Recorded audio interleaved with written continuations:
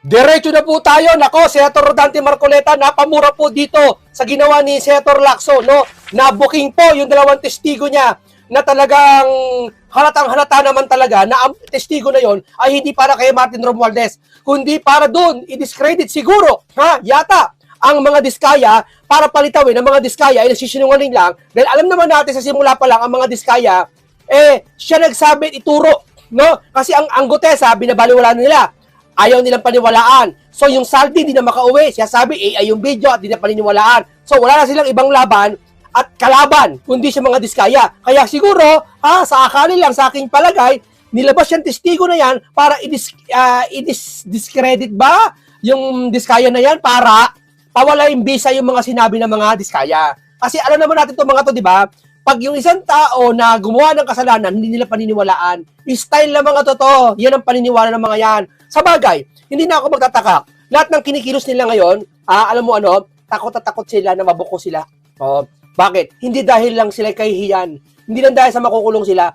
Yung mga nasa kaalyado nila ngayon, na pink, mga pink na yan, nakikipagkaalyado na, di ba, sterilely, gagawa yata ng plano para umalyansa ngayon sa Marcos, no? Halatang halata, biruin nyo, aalyansa kayo, dyan, kung saan nagnakaw ng kaban ng bayan, yung iba dyan. Di ba? Ngayon, na matitiis ba ng taong bayan yan? Ganyan ba kayo, mga pink, para pabagsakin lang mga Duterte? Hindi sila po mag-aalyansa, Hindi sila mag-aalyansa para sa taong bayan. Hindi. Mag-aalyansa sila para hindi mapaupo ang Sara, para makapaghiganti ang iba. Di ba? O yan, ito, balik tayo. Ito nga po si Pinky, halatang-halata na, no? Sabi niya ni Senator Rodante Marcoleta, samantalang siya, pinresent niya si Gutesa, walang takip ang mukha, buong pangalan, nando doon. At may pinasahan pa ni Marcoleta na affidavit doon, ng sworn statement, doon sa kanila, kay Soto, kay Lacson, at iba pang senador. Samantalang ito, dalawang testigo na to, hindi ko lang kung kanino galing to, kay Martin ba to, kay Pinky ba to, no? Na wala lamang si Marcoleta ang nakuha yung affidavit na kasalaysay na itong dalawang ito, no? At nakatago pa yung mukha. Pabor na pabor sa kanila, no? Yan ba ang tinatawag mo, Pinky, binabasos kayo ni Marcoleta? O kayo bumabasos sa aming taong bayan? Di ba? Halata naman po O ito mga kaibigan, panoorin po natin si Senator Marcoleta, talaga nagalit po at sumabog na po. No, binuko po ang dalawang testigo at si Martin Romualdez, maaari isubpi na to, no? Hanggat maaari, wala na interparliamentary courtesy na yan. Trilyon na pinag-uusapan, parliamentary courtesy ka pa rin. Tapos manghihingi ka ng kahihiyan dyan sa committee mo? Bakit? Sa'yo ba yung committee mo? Ikaw na namumuno dyan, nag-resign ka nga Pinapasahod ka namin dyan. Yung trilyon na nawala, hindi mo ba pwedeng excuse muna yung parliamentary courtesy mo? O talagang ayaw mo ipatawag si Romualdez? Pahinga natin to si Marcoleta. Ayun. Ulit tayo, Nelson. Ayan, nandun tayo sa pagpapatuloy ng ating talakayan. Ang napansin nyo, Sen, bakit ang ipinatawag ay dalawang babaeng nakatakip? Di pero doon sa punto na yun, Sen, vital kasi yung dapat statement ni Adrian Diba? Kasi siya ang nagsasabing yun daw ay sige to ganyan May conclusion siya na sinasabi. Opo I will identify officials of government, sabi niya. Sinabi, Yusek Ragib. At saka si Yusek Bersamin, he was name-dropping the president. Yung mga tweet, inalisan niya kagad ng responsibility ang opisina ng presidente. Alam niya Yusek Adrian, name-drop the name of the president. Yes. Ganun siya kasigurado. Kinunclude niya. Pero bakit hanggang ngayon, hindi niya tinatawag yun? At nandun yung Trigib, nandun yung Bernardo, dapat nandun din yung Sila sabi ko, kung sino-sino yung pinapresenta ng mga testigo. Ano ba sinasabi niya? Sabi niya, doon sa kanyang opening statement, nung Monday. Ito sinabi niya, let me emphasize one point. We always go where the evidence leads us. We do not target any particular person, nor we have the intention to cover up for anybody. Taliwas ito Wherever the evidence leads us. Nagsabi si Trigib. Nagsabi Adrian Bersamin. Ba't di mo sila patawagin? Bakit ganito? Halatang-halata, di ba? Nandun na sa lahat yung mga isa Senate Blue Ribbon, andun na po yung ibang panauhin. Wala lang si Catalina Cabral kasi niya, di umano pumanaw na. Di ba? Nandiyan ko di umano kasi hindi sigurado Walang burula ata na ginanap Ngayon, andun na, ba't di mo pa tatanong? Bakit ganon, Pinky? Ano ba problema mo? Di ho ba? natural na vlogger yan, natural na tao, taong bayan, natural na dyan sa bahay-bahay na tao eh. Naiisip yung mga bagay na dapat gawin dyan. But ikaw, ang tagal mo nung Lacson dyan na senador. Naging PMP chief ka pa, pulis ka pa, naging sundalo ka pa yata o ano. Hindi mo naman naisip yan. Ha? Wala rin silang intensyon na panatan ng iba. O to cover up anybody. Parang may kinocover ka rito. Di ba? Nagharap silang dalawa eh. Ayun nga. O pagkatapos, ang pinresent niya, dalawang babae nakatakip ang mukha. Nagtatanong ako, sino yung sumasagot? Opo. Sino yung sumasagot? Yung chairman po ng komite, Senator Ping. Hindi ba ikaw, alam ba ikaw tinatanong ko, si Nelson nasagot na sagot. Ano sa tingin mo ang mararamdaman ko? Well, yun na nga po. Ano yun na nga po? Ano mararamdaman ko? Siyempre, tinatanong kita, ito sagot na sagot. Ikaw ayaw kanyang pasagutin, ito yung sagot na sagot. nakakabastos yun, Sen. O pagkatapos sasabihin na tayo ang Diba? Yang si Pinky, pag siya nakakabastos sa kapwa niya, senador, okay lang. Pero pag siya, hindi naman nakakabastos yung ginawa ni Marcoleta, baka bastusan sa kanya yon. Yan si Pinky. respect. Parang paligtad ang nangyayari. Pinky, yung tapang mo noon, hindi nananatili sa amin yon. Yung tapang mo noon, yung gusay mo, hindi namin nakakalimutan yon. Pero dahil sa ginagawa mo ngayon, na mga Pilipino, bilyong-bilyong umaasa sa Blue Ribbon, hindi naman sa iyo umaasa ang Pilipino eh. Kundi sa magagawa ng kapangyarihan ng Blue Ribbon na komite na pinangungunahan mo. Diyan sila umaasa. Na ikaw lang nakaupo dyan. Pero anong ginagawa mo? Di ba? Sinisira mo yung mga dati mong ginagawang magagaling ka sana. Ngayon, inaalis mo sa amin yun. Hindi totoo yan. Ako naabot ako si Pinky, bata pa ako talaga, magaling na yan eh. Pero anong ginagawa mo ngayon? Sinisira mo yung mga nakaraan mo, magaling ka, kung saan naging magaling ka at naging matapang ka. Dahil lang sa isang tao na gustong ayaw malaman, ito ba to? Sige nga. Kasimple-simple lang ng tanong ko eh. Sabi ko to sa babae, sino po ba yung may-ari talaga ng bahay na pinag-uusapan natin sa 30 Tamarind Street? Bigla siya nagsalita.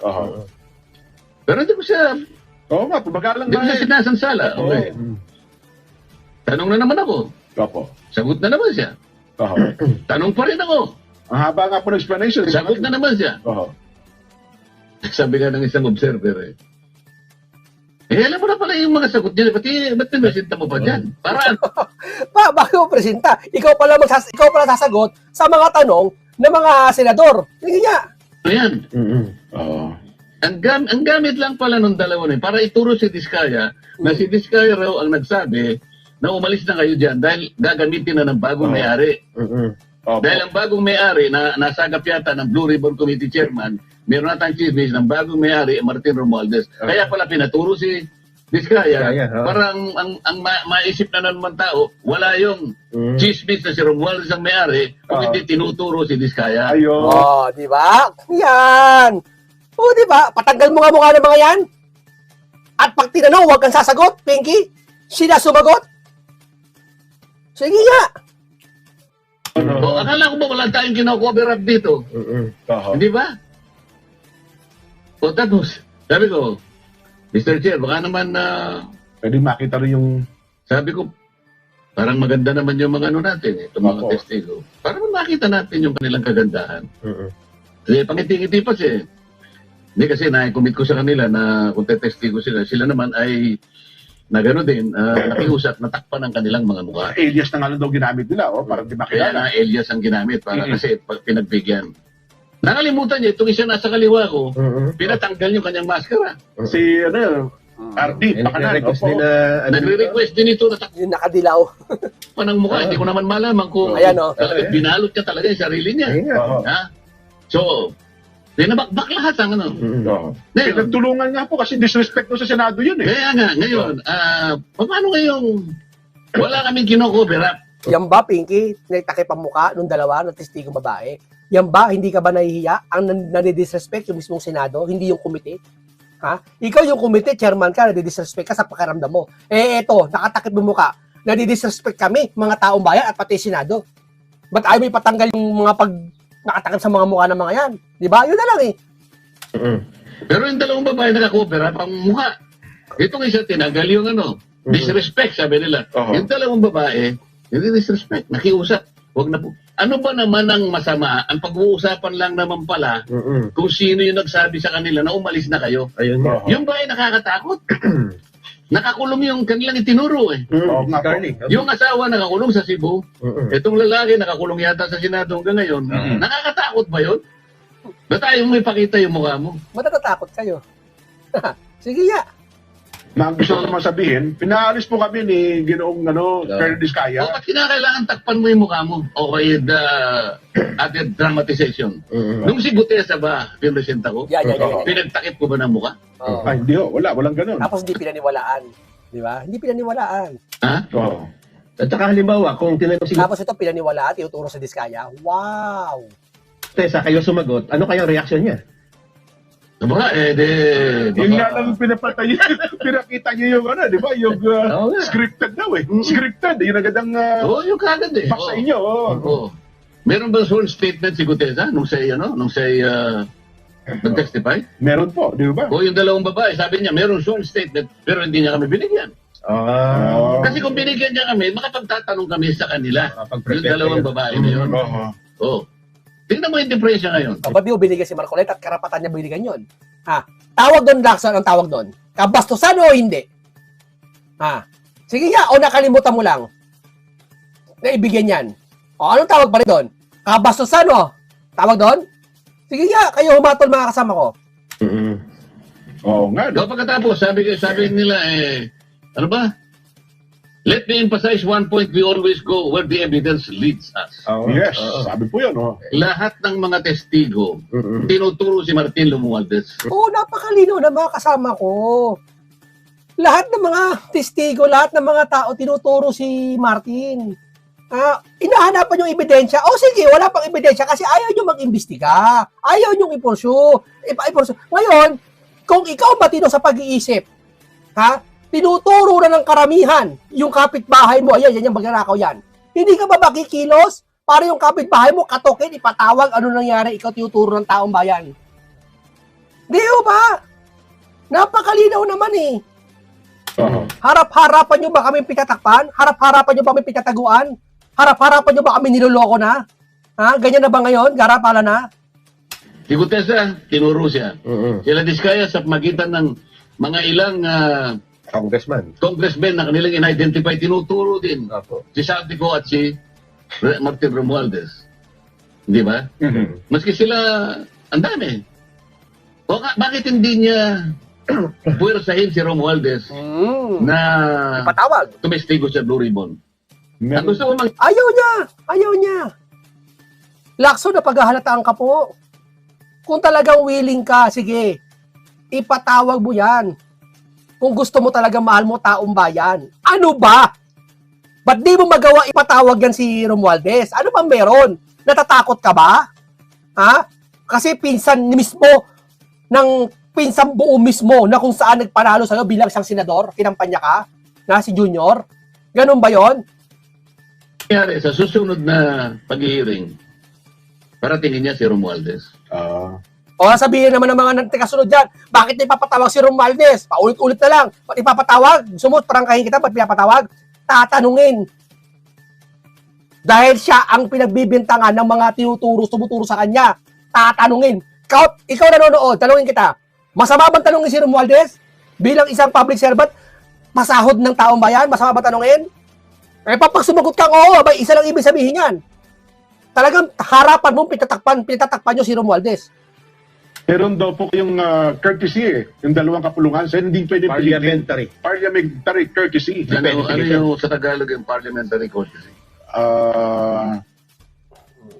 Paggagalangan sa dalawang kapulungan. Okay, malagay mo. Nilimas ang kabambayan ng bansa ito, Jen. Nelson. Ano, gagamitin mo yung paggagalangan sa dalawang kapulungan. Gagawin. Tapos ibabot na kay Marcoleta. Marcoleta, kala ko ba ayaw mo magbendalo? Eh, ba't niya nagbebendalo ka? Oo, talaga? Gagamitin niya yung pagkakataon na yun para sa sitwasyon na to? Ha? Yun ang gusto nila. Ako, okay kay Marcoleta. Ha? Wala akong pakialam kahit ibendalo ko yung sarili ko. Ibendalo ko yung batas. Basta ipatawag nyo si Martin. Sabihin nyo na kung ano sabihin nyo. Sige na. Gamitin mo yan. Ikaw na nga tinuro eh. Ang pinag-uusapan natin, mahigit na 1 trilyong piso ang ninakaw, ang nilimas sa kaban ng bayan. Pagkatapos sasabihin mo, meron tayong parliamentary courtesy. Siya lamang Siya lang sa buong mundo nagsasabi niyan. Para makaligtas. Sa napakaperanggot na yon, tandaan nyo interparliamentary na yan, hindi mapatawag si Romales, hindi masolve kung problema ng ito dahil sa kanya. Dahil kay Pinky. Nasa interparliamentary court siya, gumagalang kuno sa batas. Pero yung kagustuhan ng taong bayan, hindi niya ginagalang. Ano yung kagustuhan ng taong bayan? Ipatawag mo si Martin dyan. Kung tatanungin mo kami, pati ipapatawag, natural! Dahil ano yan, lingkod ng public servant at pasahod namin yan. Di ho ba? ang makapagpapasya kung darating siya o hindi. Kung ako ang chairman, hindi ganun ang aking pasya. Yes! Kung kinakailangan isabpi na kita, isasabpi na kita. Natural. Marcoleta, Marcoleta, pwede ba magsabpi na kahit hindi niya chairman? Wala, hawak nito nila Pinky. Kakapal ng mga pagmumukha matapos palitan si Senator Marcoleta, ganyan gagawin nyo. Harap-harapan na eh. Niloloko nyo lahat, pati mga OFW, lahat, pati pinagloloko na tayo, pati mga tatay, nanay. Niloloko na po tayo ng mga to. Hindi ho ba? Anong parliamentary courtesy pinag-uusapan? Kaban ng bayan ang pinag-uusapan. Makakalabag ba ako? Mas mahalaga ba yung interparliamentary courtesy sa sinasabi ng saligang batas? Yes! Basahin ninyo ang saligang batas. Opo. Yung statement ng principles nakalagay dyan. Na kailangan lahat ng mga opisyalis ng gobyerno ay hindi dapat nai-involve sa corruption. Yun ang mas mataas na uri na parametrong dapat natin gamitin, hindi interparliamentary courtesy. Hindi absolute yun eh.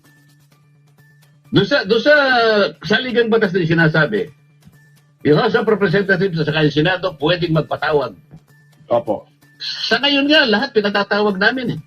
Kahit na public official ka, kailangan dumating ka. Ang kaibahan nga lang, merong limited immunity yung mga members ng Congress. Yes. Tama. Okay? Ano yung limited immunity? Immunity from arrest. Alam mo, pag nag-debate si Senator Marcoleta pati si Lacson, matatalo to si Lacson eh. Pero pagpipilitan ni Lacson, yung interparliamentary courtesy niya. Pagpipilitan niya yan. Ipapanalo niya yan. Hindi. May mga lumalabag sa batas dyan, hindi ka nananahimik ka lang. Hindi ba? Kung talagang tunay ka, tagapagtanggol ng batas na ayaw labagin na yan, interparliamentary courtesy na yan, dapat nag-react ka nung si Tatay Digong dinala sa dahig na alam mo na walang due process. Di ba? O ayaw mo dahil hindi papabor sa inyo.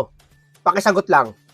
Pero wala kang immunity sa sabina, wala kang immunity sa patawag at sa investigation o anumang public scrutiny. Walang nakalagay sa saligang batas na ganun. So dyan sila gumagamit ng pamamaraan para sa ganun, i-cover up. Hindi totoo itong sinabi niya ito. Let me emphasize one point. Hindi totoo yung sinasabi niya. Dapat nakikinig siya ngayon. We always go where the evidence leads us. Hindi totoo. Ako na nagsasabi sa inyo. Ang dapat niya na halungkatin itong pinagsasabi niya. Ito, meron pa sa sinabi.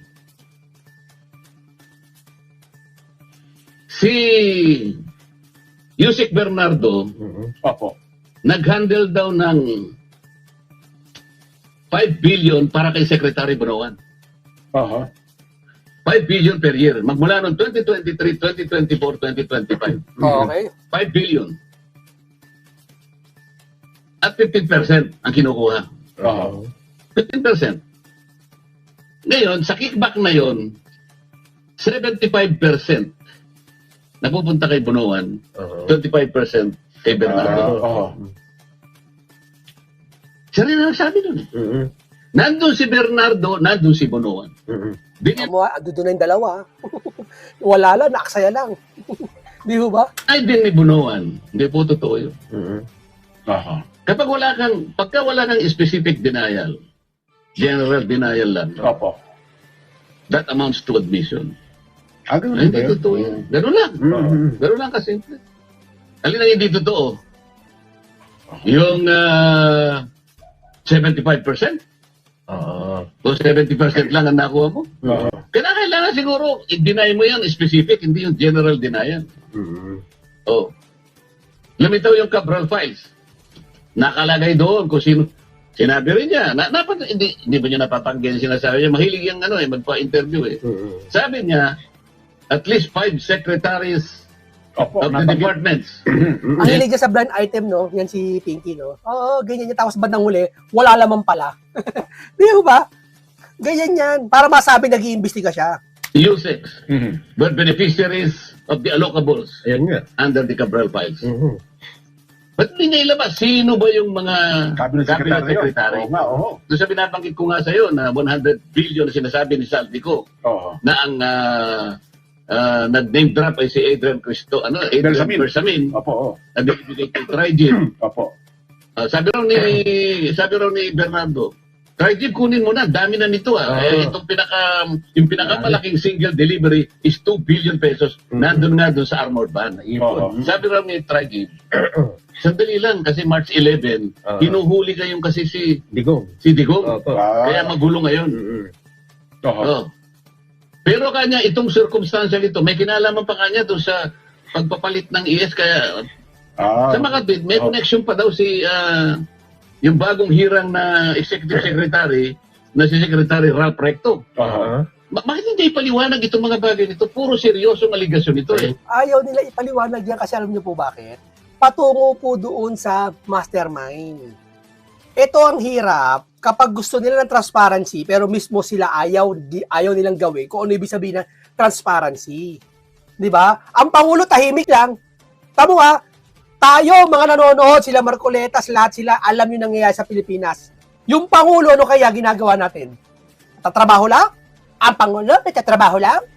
Hoy, hindi lang Pangulo, hindi lang trabaho ang dapat gawin ng Pangulo. Dapat pangasiwaan. Ano ba ibig sabihin ng pangasiwaan? Pangasiwaan niya yung nangyayari ngayon sa Pilipinas. Di ho ba? Na nagkakawatak-watak ang mga Pilipino, wala ka pa rin bang gagawin? Tama na yung bahagi mo na presidente ka, sabihin mo, ay okay na ako, mag-imbibisi ka naman eh, andyan naman yan, hindi ko naman trabaho yan eh. Hindi ganoon. Magsalita ka kasi powerful yung salita mo.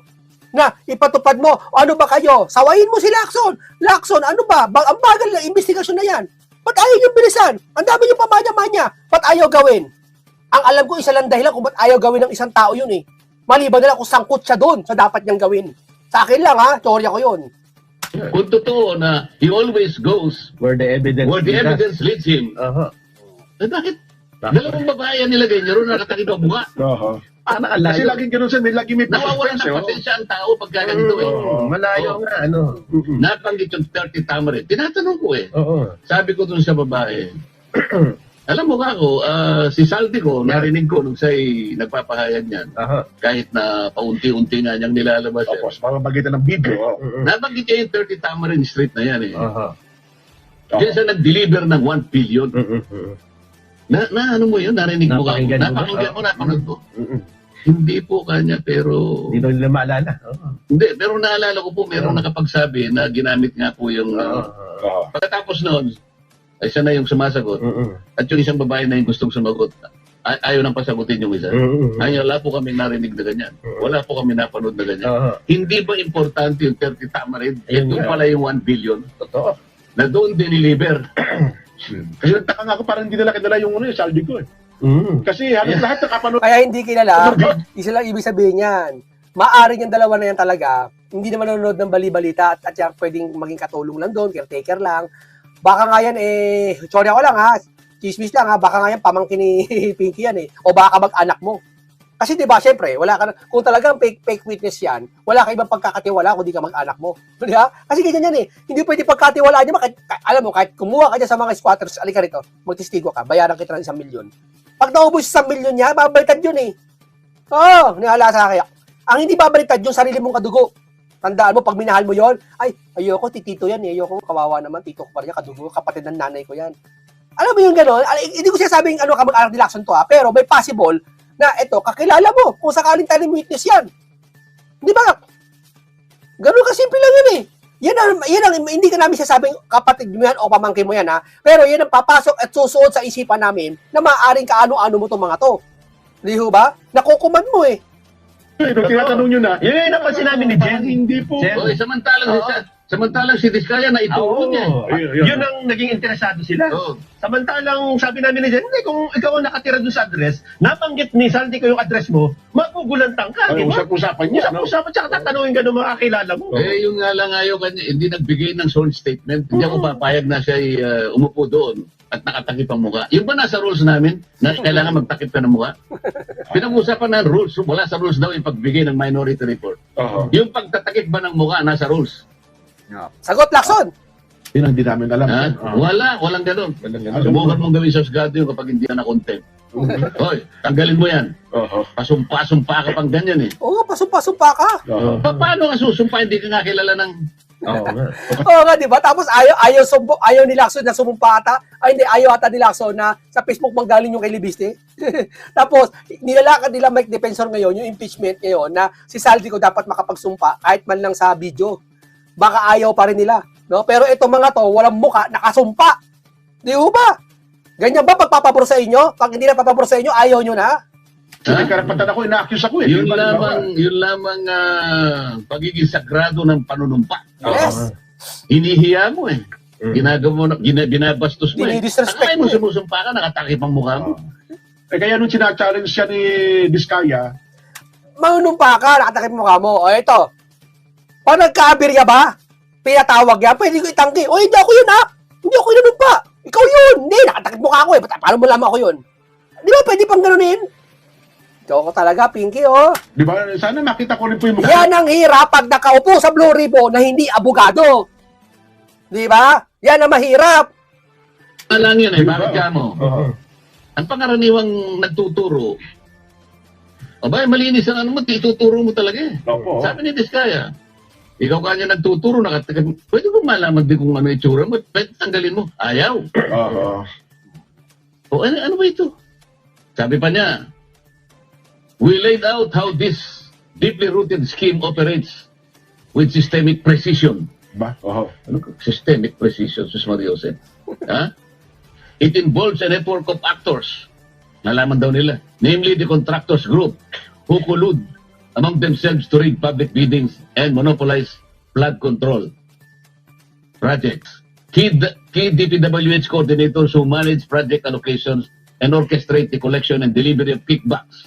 So meron siyang contractors group, meron siyang DPWH coordinator, and sabi niya, intermediaries, agents, or bagman. Pangatlo, di ba? Who received this illicit funds allegedly in behalf of their principals. Bakit yung principals wala kang tinatawag? Ba't ang tinatawag mo yung contractors at ilang complicit doon sa DPWH at sa kanilang mga bagman na sila yung tumatanggap in behalf of their principals? Bakit ngayon walang principal ni isa? Bakit ayaw mong ilitaw si Martin Romualdez? Para matanong naman namin. Bakit hindi niya hingin yung affidavit ni Martin Romualdez na sinabit sa ICI? Correct. Para yun ang gawin naming basyan para tanungin siya. Tama, mali ba yung sinasabi ni Marcoleta? Mali na naman sa mga loyalista yan. Talaga bang siya ay naniniwala sa kanyang sinabi na talagang with systematic Systematic. precision. We will follow the evidence wherever it leads us. Totoo ba lahat to? So, na medyo pinasaringan niya yung mga nagrarally. Yung mga maiingay, yung talaga, yung mga tao kasi, bagot na. Sabi ko nga pagod na. Nagsawa na ng kahihintay. Baka wala nang mahintay ito eh. Sabi niya, di ba yung mga nagrarally? Opo. Kasama na kayong dalawa, di ba? Ano Oo. sabi niya? Kasama ko dun. Your noise will not silence the truth. Ba? Yung inyong ba? Kapal na mukha, no? Neither does it provide any help in our investigation. Your noise cannot convict and won't even indict the malefactors in this flood control mess. Only evidence does.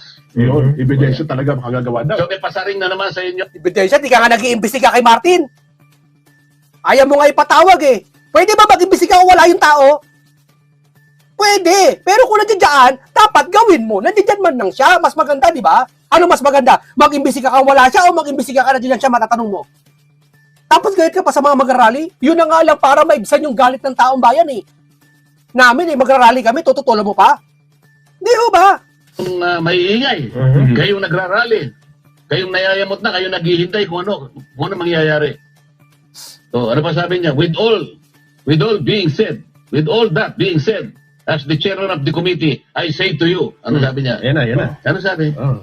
Ano po ba binanggit niya? Hindi kayo nakinig. Hindi namin pinakinggan yan eh. Kasi nagpro-programa kami sen nung nangyari yan. Shut the F up. Sabi niya. Di ba siya magsimula? Hindi pa niya masabi. Hindi naman. Ang sinasabi ko sa inyong dalawa, nilibas ang kababayan. Nakakaawa ang mga tao. Ayun nga. Puot na puot. Galit na galit.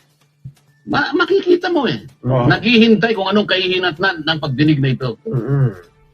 So sabi niya partial report, December break. Asan? Ano talaga bang ano ito, pinlaplano yung delay na ito. Para mapatig yung mga tao. Para sa ganoon mabagot na lang. At magsawa na lang hanggang sa hindi sila interesado rito. Ganun ba yung plano? Parang mukhang ganun nga po nakikita natin. Baka sasabihin niya, ito para sa basura lang. Alam mo, gustong gawin niya? Sabihin niya sa Senado ito. I think he should deliver a privilege speech. And in the plenary hall, sabihin niya na ito ay para lang sa trash bin. Para sa ganun, meron akong panahon na matanong kayo sa Senado para maging opisyal lahat. Kaya ko lang dinidiscuss ito. Dinidiscuss niya sa media. Pero mas maganda rito sa Senado. Para recorded lahat. Yun ang aking gustong gawin niya. Kung ayaw naman niya, halimbawa, pumili siya ng television station, magharap kami. Namili siya sa dalawa. Kung ayaw niya, he should shut. Ako, didiretsuhin ko na lang dalawa. Ako, mahirap to, napamura si Sen. Ano ka ngayon, Lacson? Di ba? Diretso to. Minute ko lang ha. Siya, di ba may F? Shut the F. Siya, si Marcoleta, hindi diretso po. Kung hindi niya madiretso, ako didiretsuhin ko kayo. Ano ngayon? Ba't parang hindi kayo makasagot? Debate daw kayo. Dapat to, Senator Marcoleta, magkapirmahan. Napirmahan mo to. Para pag natalo ka sa debate, ipatatawag mo si Martin. Ako, mapayag ako. Kahit kami dalawa, magdebate kami dalawa eh. Wala akong alam masyado. Vlogger lang ako. Dapat pirmahan, Senator Marcoleta, papirmahin mo. May mukha yata hindi pipirma to, Lacson eh. Naduwag eh. Ito yan. Sige po, abangan natin Sen kung i-call niya. Tingnan natin kung i-call niya yan. Ano ha? Maganda pong pangyayari yan. At saka, Jen, pagka ganito ang issue, walang sino man ang pwede magsabing, manahimik kayo. Tama! Hindi mo pwedeng manahimik ang taong bayan. Kala mo sino itong mga to, no? Pag nakaposisyon lang? Hoy! Nananaginip ba kayo? Pasahod namin kayo dyan. Ilang beses ba namin patitigdikan yan? Pero ng taong bayan ito. Kahapon, kung narinig niyo, si Secretary John B. Cremulya, alam mo sinabi niya si Gutesa fake? Sinabihan mo, Presidente Gutesa, pinapaniwala mo yung taong bayan sa isang salita mo kasi pakiramdam mo, ikaw yung langaw na nakadapo sa kalabaw at yung kalabaw nakaduntong sa malaking bundok. Kaya pakiramdam mo, ikaw yung malaking bundok. Di ba? Rally-rally, pag ganun-ganun ka to. Di ba? Ganun ba? Bakit sila magkukuglod ng ganun? Paano naging fake si Gutesa? Hindi makalabas si Gutesa dahil alam kong kontrolado nila kung nasan siya. Paano naging fake si Gutesa? Siya lamang kasi ang nakapagsabi na dinideliver nila ang pera kay Saldico at sa bahay ni Martin. Ang latindi na revelasyon na to. Sinasabi nilang peke sapagkat pinipilit nila na yung notaryo ay peke daw. Samantalang yung tao wala namang kinalaman kung paano pepekein ang notaryo. Basta pumunta lamang doon, nagpa-notaryo. Meron ba kayong napalitan na isang tao namiki ng notaryo? Para wala pa po. Yun ang gagamitin nila. Maitago lang. Ang gusto nilang itago. Grabe, ano? Kasi parang maraming yung na-excite kasi akala natin hindi nila nang gusto si Bunuan, di ba? Parang ang dating niloko mo ang Pangulo pagdating doon Ay, salamat po ang akala natin sa hearing na yun, doon na magkakaalaman, di ba? Parang huling pagdinig na ito. Oo, nandun na si Bunuan, nandun yung Trigib, nandun si Bernardo. Basta si Lacson ng Blue Ribbon, wala mangyayari dyan. No. Pero ang lulitang pala, yung dalawang babae, Yun nga. di ba parang, Ako hinintay ko yung Adrian Bersamin Pero ano yung ginagawa nila? Ba't ganito? Ang tao, naghihintay. Naghihintay ng resulta. Naghihintay ng katotohanan. So, idinuduyan kayo Sabi nga nila Tubibo. we're not moving forward. We're moving in circles. Ikot-ikot tayo. Diba? Sinutubibo nga.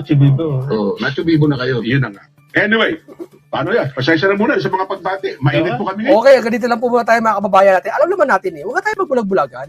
Kung sino nagpapahirap sa umusad ng investigasyon na to, walang iba, alam niyo naman kung sino di ba? Sino ba ang chairman ngayon ng Blue Ribbon? Dati na si Senator Marcoleta, hindi naman ganyan di ba? Tinanggal nila kasi para mapigilan yung mapunta sa may nag-utos diyan, may nag-command diyan, di ba? Napigilan. Pabor naman sa mga pinklawan na senador kasi nga ayaw nila mawala yung junior kasi nga papalit si Sara. Hindi sila makakaporma sa 2028. Kaya pabor sa kanila yung mga ganitong sitwasyon. Kumbaga iniisip nila sarili nila ngayon, hindi tayo, di ba? Pero tong mga to, sila Marcoleta, iniisip yung kapakanan ng taong bayan. Di ba? Napakadali naman ito, napaka-logic naman ng itong kwento na to di ba? Okay, ganito po ba tayo? Paalam sa inyong lahat.